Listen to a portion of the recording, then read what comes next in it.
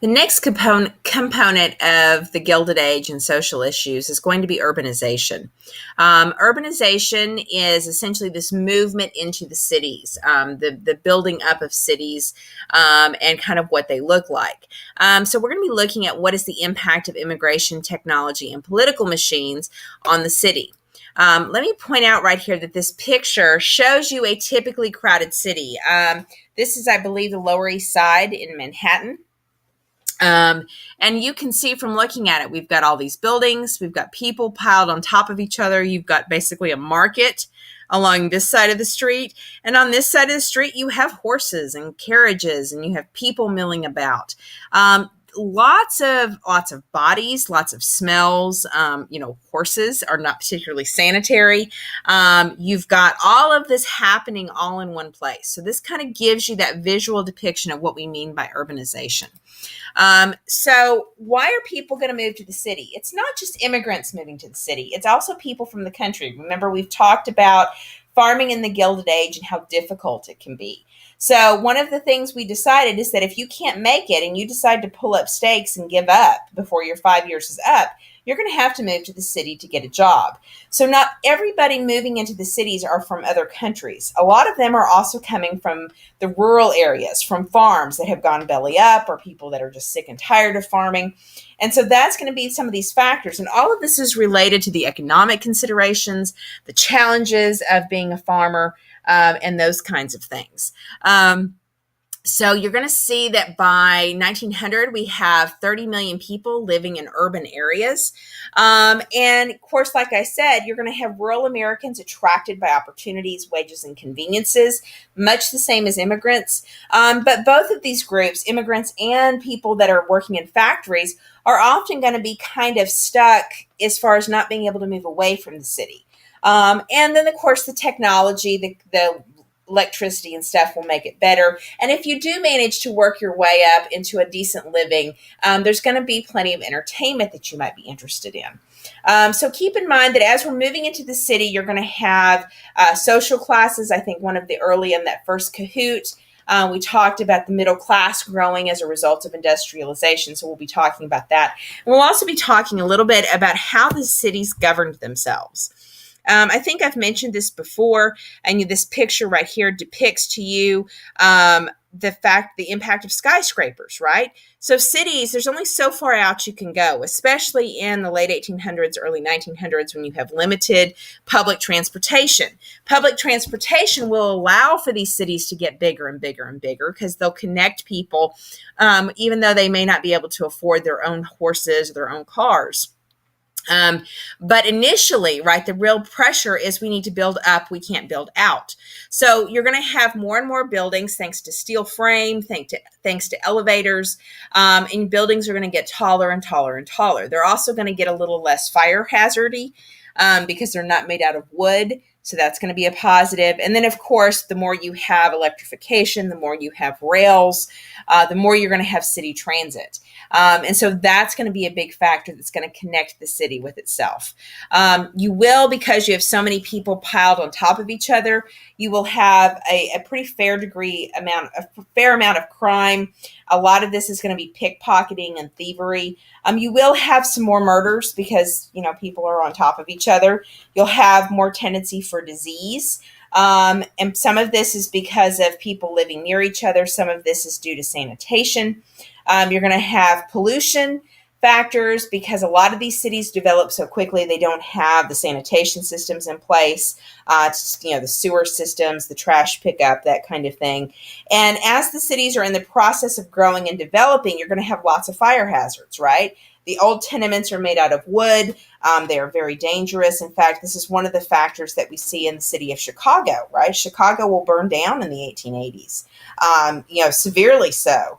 And so Chicago is really a city that was constructed after the 1880s, after that Great Chicago Fire. And so that has a profound difference.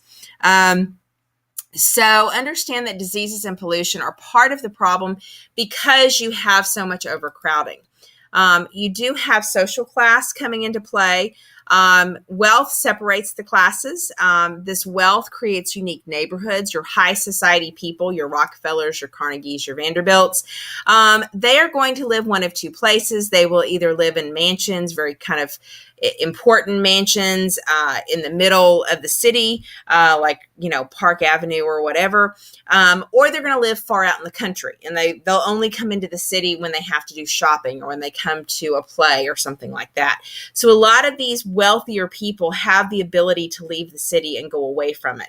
And when they are in the city, they're living in very well-to-do conditions. The middle class, on the other hand, these are the professionals that are needed for industrialization: doctors, lawyers, engineers, managers, social workers, and so on. These are needed by industrialization because, remember, industrialization relies on efficiency. It relies on skill. It relies on training. It relies on automation. It relies on workers. And all of these things are going to need this kind of professional class to make everything move smoothly. Now, they are not going to want to live close to the factories. They want to live in their own kind of, shall I say, ring of development. So the middle class will have their own areas where they live in, and they will try to be farther away from the factories where the city is kind of dirty and gross and all that kind of stuff. But because they make better wages, they're going to live in nicer homes. Often they live in standalone homes with perhaps a yard. They're going to have access to a park. They're going to have clean streets. You're going to have, the police department's going to be more concerned with keeping the peace in their area.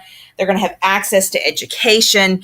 And again, this is kind of a generalization, but for the most part, the middle class is what you would think it is, which is this group that, certainly doesn't live like the very wealthy, but they can kind of mimic aspects of the very wealthy. They have much smaller homes. They don't have near the privileges and opportunities, but their life is not completely terrible. This particular advertisement right here shows you, it depicts this very issue of the middle class, right? The middle class woman teaching her middle class daughter how to run a household. The middle class is all about management. It's all about, keeping things running efficiently, right? And that's absolutely what you see in this particular advertisement. In addition, you've got an Irish immigrant, clearly red hair, so probably Irish, and you've got an African American here. And the African American is depicted as kind of a cartoonish looking character, which was pretty typical for this time period. Then you're going to see that the working class, these are the majority of your city dwellers. They lived in tenements. They often had very little income, or just barely enough. And this often included everyone's wages, not just the man's. Because they're working so much, they don't have a lot of access to education. Kids are either working or they're basically left unsupervised. And it's this working class group, this factory group, that's going to be suffering the worst effects of urban problems, the poverty, the malnutrition, that kind of thing. And then underneath the working class, you're going to have the unemployed and homeless, the people that are in even worse conditions than the working class. So understand that your social classes are going to be very predominant during this time period. This particular picture, right, just to depict some of the problems. First off, you have kids unattended, clearly. The oldest one's right here, and he's probably not more than 10 or 11. Maybe 12. You have a dead horse laying in the road, right next to where the kids are playing. The kids are playing in what is a sewer or a gutter where trash and wastewater is going to flow. You can see that clearly conditions are not particularly sanitary right here. And so what are we going to do about this? How are we going to handle these particular problems? Remember, the cities grow so fast. Your wealthiest individuals are probably not super concerned. First off, they're probably not all that aware because they're probably not really living in the city or not living in the parts of the city where they see this kind of thing. The middle class doesn't go in parts of the city like this. Now, they're probably more aware of these kinds of conditions because they do live relatively near the city. But still, it's going to take time to kind of get the momentum going to do something. So in the meantime, while the city is trying to figure out how to do this, you're going to see the rise of urban politics. And this is where you're going to have these local city politicians that will exchange city services in exchange for political power. These are going to be informal political groups. They're going to have kind of a big boss, if you will, that's going to kind of run them. He's going to orchestrate jobs and solutions and services to the people in his community. And then that political boss will answer to his boss. And his boss is kind of a bigger bigwig in the city. And then he's going to answer to his big city boss. And that big city boss is going to answer to the county. And that county boss is going to answer to the state.